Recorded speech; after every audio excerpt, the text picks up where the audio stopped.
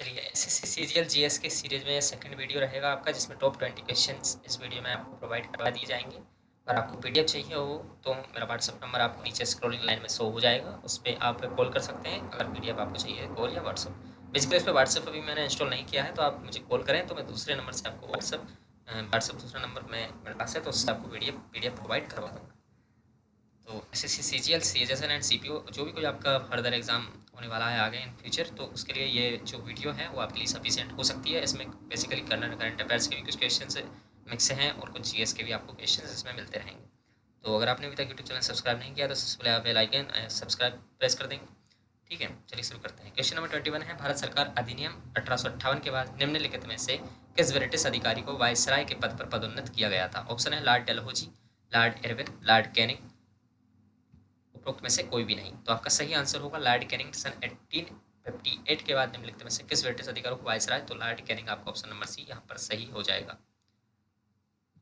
जब सैनिक विद्रोह समाप्त हुआ उसके बाद लॉर्ड कैनिंग भारत में वायसराय बने थे। ये आपका ऑप्शन नंबर सी इसका सही आंसर होगा। क्वेश्चन नंबर 22 है, अयोध्या में राम मंदिर निर्माण किस शैली में किया जा रहा है? ऑप्शन है वास्तुकला की द्रविड़ शैली, वास्तुकला की भारतीय रोक शैली, वास्तुकला की होयसल शैली, वास्तुकला की नागर शैली। अगर बात करें अयोध्या राम मंदिर जो है बेसिकली आपका ईस्ट एंड नॉर्थ में पड़ता है, तो इसकी जो शैली होगी वो हो जाएगी आपकी वास्तुकला की नागर शैली। ऑप्शन नंबर डी आपका जो होगा सही हो जाएगा, वास्तुकला की नागर शैली। अगर बात करें वास्तुकला की द्राविड़ शैली की, तो बेसिकली जो दक्षिण भारतीय मंदिर हैं वो आपको द्राविड़ शैली में देखने को मिलते हैं। होयसल भी आपके दक्षिण भारतीय या फिर सेंट्रल जो इंडिया है उसमें आपको देखने को मिलते हैं। क्वेश्चन नंबर 23 की बात करते हैं, निम्नलिखित में से कौन से यात्री विजयनगर साम्राज्य से जुड़े थे? ऑप्शन आपके पास में कुछ बेसिक्स हैं। पहला आपका है इबन बतूता, दूसरा है मार्को पोलो, तीसरा है निकोलो डी कॉन्टी, चौथा है डोमिंगो पेस। अगर यहाँ बात करते हैं तो इब्न बतूता आपका रेहल्ला में आपको विजयनगर साम्राज्य में जो हरियर का जो शासनकाल रहा है, हरियन और बुक्का ने जो विजयनगर साम्राज्य स्टेबलाइज किया था, तो इब्न बतूता की रेहल्ला बुक में इसका वर्णन आपको देखने को मिलता है। तो इब्न बतूता तो इस साम्राज्य से जुड़ा हुआ था। मार्को पोलो की अगर बात करें तो वो इस साम्राज्य से जुड़े हुए नहीं थे।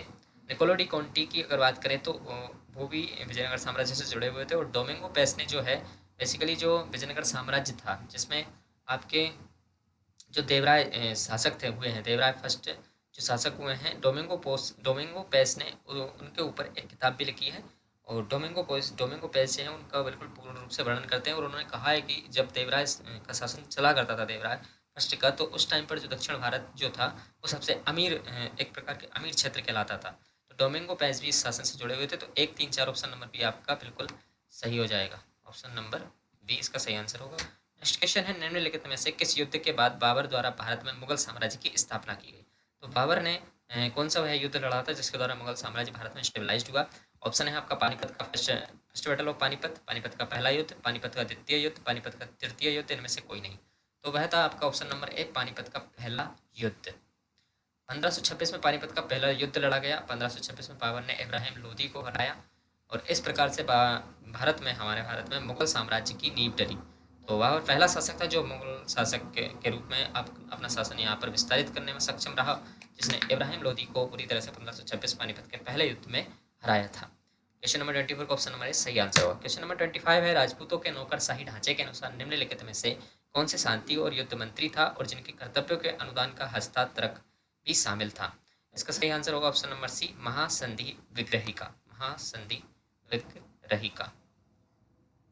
नेक्स्ट क्वेश्चन है क्वेश्चन नंबर 26 है, श्रीरंगपत्तनम की संधि के संबंध में निम्नलिखित में से कौन सा कथन आपका गलत है?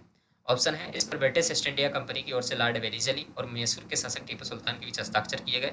इसने मैसूर राज्य की रियासत का दर्जा समाप्त कर दिया। श्रीरंगपत्तनम की संधि से तृतीय आंग्ल मैसूर युद्ध समाप्त हुआ। उपरोक्त में से कोई नहीं। अगर अपन बात करते हैं ऑप्शन नंबर ए में, यहाँ पर डिपोल्ट है। अगर मैं बात करूँ यहाँ पर कि लॉर्ड वेलिजली नहीं थे, यहाँ पर थे लॉर्ड कॉर्नवालिस और टीपू सुल्तान के बीच में संधि पर हस्ताक्षर होते हैं, लेकिन यहाँ पर लॉर्ड वेलिजली लिखा है, तो ये ऑप्शन आपका रॉन्ग हो जाएगा। अगर बात करें दूसरे ऑप्शन की, तो इसने मैसूर राज्य की रियासत का दर्जा समाप्त किया, बिल्कुल किया। श्रीरंगपत्तनम की संधि जो होती है वो तीसरे आंग्ल मैसूर युद्ध में होती है, तो ये बिल्कुल सही है। तो यहाँ पर लॉर्ड वेलिजली ना होकर के लॉर्ड कॉर्नवालिस के टाइम पर ये आपका तृतीय आंग्ल मैसूर युद्ध समाप्त होता है। नेक्स्ट क्वेश्चन है 27 नंबर, विलियम जोन्स कप निम्नलिखित में से किस खेल से संबंधित है? ऑप्शन है गोल्फ, फुटबॉल, बास्केटबॉल या इनमें से कोई नहीं। तो विलियम जोन्स कप का जो संबंध है ऑप्शन नंबर सी, बास्केटबॉल से है।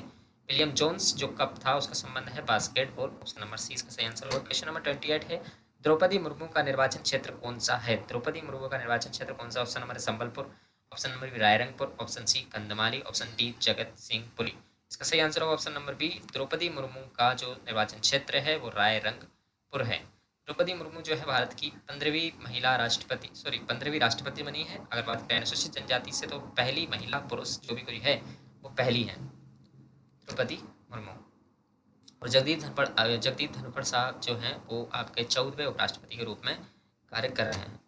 नेक्स्ट क्वेश्चन है, राष्ट्रीय मानवाधिकार आयोग के अध्यक्ष और सदस्यों का कार्यकाल कितने वर्ष का होता है? ऑप्शन है 5 वर्ष 70 वर्ष की आयु, 3 वर्ष या फिर 70 वर्ष की आयु तक, 5 वर्ष या 65 वर्ष की आयु तक, 3 वर्ष या 65 वर्ष की आयु तक। ऑप्शन नंबर 20 का सही आंसर होगा 3 वर्ष या फिर 70 वर्ष की आयु तक।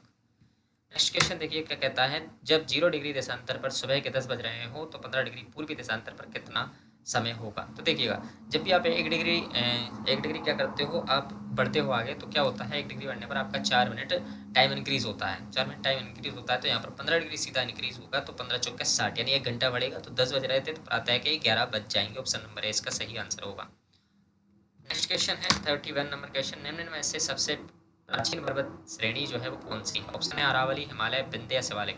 इसका सही आंसर होगा अरावली जो है वो आपकी सबसे प्राचीन पर्वत श्रेणी मानी जाएगी, Aravalli. Option number A. Question number 32 है, निम्नलिखित में से कौन सा सौरमंडल का एक सदस्य नहीं है? देखिए, सौरमंडल का सदस्य जो ऑप्शन नंबर क्षुद्र ग्रह होते हैं, उल्काएं भी होती हैं, सैटेलाइट यानी उपग्रह जो है सौरमंडल का सदस्य नहीं है क्योंकि ये कृत्रिम रूप से बनाई जाती है उपग्रह, और धूमकेतु ये भी होते हैं। तो ऑप्शन नंबर सी इसका सही आंसर होगा। नेक्स्ट क्वेश्चन है क्वेश्चन 33, निम्नलिखित में से कौन सा मिशन विभिन्न सरकारी योजनाओं के अभिसरण के माध्यम से योजना की मूल इकाई के रूप में ग्राम पंचायतों के साथ संसाधनों का इष्टतम उपयोग सुनिश्चित करता है? इसका ऑप्शन है मिशन सक्षम, मिशन भविष्य, मिशन कृषि, मिशन अंत्योदय। तो इसका सही आंसर होगा आपका मिशन अंत्योदय। क्वेश्चन नंबर 34 है, भारत में सूक्ष्म वित्त आंदोलन औपचारिक रूप से खालिस्तान द्वारा पायलट आधार पर शुरू किया गया था। 1992 राष्ट्रीय कृषि और ग्रामीण विकास बैंक, 1994 राष्ट्रीय कृषि और ग्रामीण विकास बैंक, 1994 भारतीय लघु उद्योग विकास बैंक, 1992 भारतीय लघु उद्योग विकास बैंक। तो देखिए, भारत में सूक्ष्म वित्त आंदोलन यानी कि जो आपका बेसिकली जो फाइनेंशियल जो सिचुएशन थी लोगों के अंदर, जो लोगों की फाइनेंशियल सिचुएशन थी उसको कहीं ना कहीं सुधार करने के लिए नाबार्ड लाया था है आपका 1992 में। जो 1992 नाबार्ड के द्वारा एक स्कीम शुरू की गई कि सबको अपने अपने मतलब जो बेसिकली जो उनका एरिया है वहीं पर उनको रोजगार प्रोवाइड करवाया जाए। तो 1992 में राष्ट्रीय कृषि और ग्रामीण विकास बैंक जो नाबार्ड था उसने इस योजना को शुरू किया था, जिसे आप मनरेगा के नाम से जानते हो। ठीक है, तो 1992। क्वेश्चन नंबर है 35, दल बदल विरोधी विधेयक पारित होते समय भारत के राष्ट्रपति कौन थे? ऑप्शन है आर वेंकटरमन, नीलम संजीव रेड्डी, ज्ञानी जैल सिंह, डॉक्टर शंकर दयाल शर्मा। तो इसका सही आंसर होगा ऑप्शन नंबर सी, ज्ञानी जैल सिंह की जो उस समय राष्ट्रपति के पद पर ज्ञानी जैल सिंह उस समय थे। अगर बात करते हैं उस समय जो प्राइम मिनिस्टर थे वो थे आपके राजीव गांधी साहब थे उस समय प्राइम मिनिस्टर। 1985 की बात हो रही है। दल बदल विरोधी विधेयक जो होता है वो आपका 52वां संविधान संशोधन 1985 में लाया गया था। 52वां कॉन्स्टिट्यूशनल अमेंडमेंट था। याद रखना, क्वेश्चन पूछा जा सकता है कि दल बदल विरोधी विधेयक जो होता है वो किस ईयर में आता है और कौन से कॉन्स्टिट्यूशनल अमेंडमेंट यानी संवैधानिक संशोधन के तहत उसे लाया गया था। तो 52वां संविधान संशोधन था। ज्ञानी जैल सिंह जो थे उस समय राष्ट्रपति थे और आपके राजीव गांधी साहब जो थे 1985 में प्राइम मिनिस्टर थे। क्वेश्चन नंबर 36 है, राष्ट्रपति चुनाव निम्नलिखित में से किस अनुच्छेद में दिया गया है? राष्ट्रपति का जो चुनाव है बेसिकली ऑप्शन नंबर बी अनुच्छेद नंबर आपका 54 में दिया गया है।